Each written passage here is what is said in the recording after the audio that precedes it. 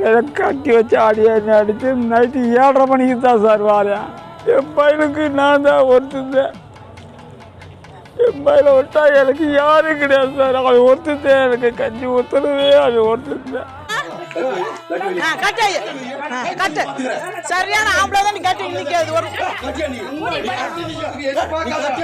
எட்டாம் வகுப்பு மாணவரை தலைகீழாக கட்டி வைத்து தாக்கியதாக இளைஞர் உள்ளிட்டோர் மீது புகார். குழந்தைகள் நல அதிகாரிகள், காவல்துறையினர் தீவிர விசாரணை.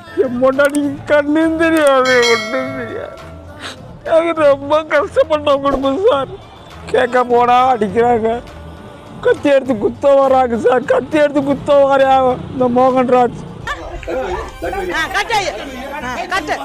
சரியான ஆம்பளை தான் கட்டி நிற்கிறது. ஒரு கட்டு பார்க்கலாம்.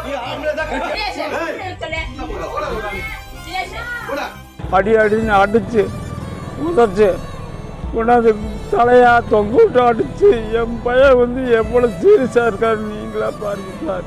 எனக்கு ஒன்றுமே நான் மூட்டை வைக்க போகிறேன் சார். அப்போ 5க்கும் 10க்கும் நான் பிச்சை எடுத்துன்னு மூட்டை வச்சுட்டு இருக்கேன். என் பையனுக்கு சரியான நடவடிக்கை கொடுக்கணும். காவல்துறை அதிகாரிக்கு கவலையோட நடத்துகிறேன் சார்.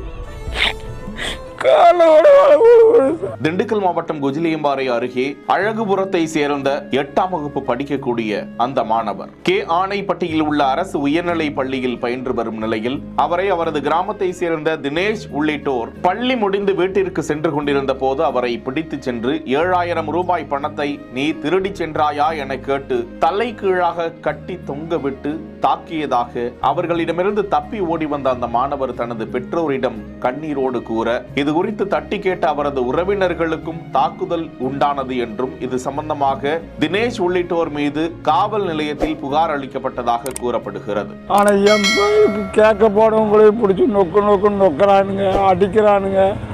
காவல்துறை அதிகாரி எங்களுக்கு சரியான நடவடிக்கை எடுத்து கொடுக்கணும். நான் சும்மா மூட்டை தொக்கு தொழிலாளி சார். 5 ரூபாய்க்கு 10 ரூபாய்க்கு பிச்சை எடுத்துக்கிட்டு இருக்கேன் சார்.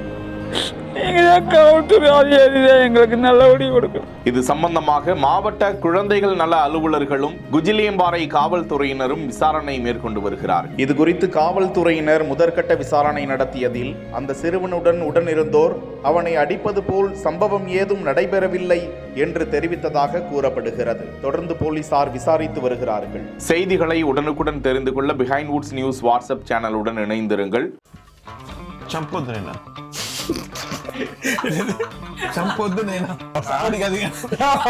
செய்திகளை வழங்கியோர் Lexco holidays, MCR pure cotton club, doctor Srivarma wellness.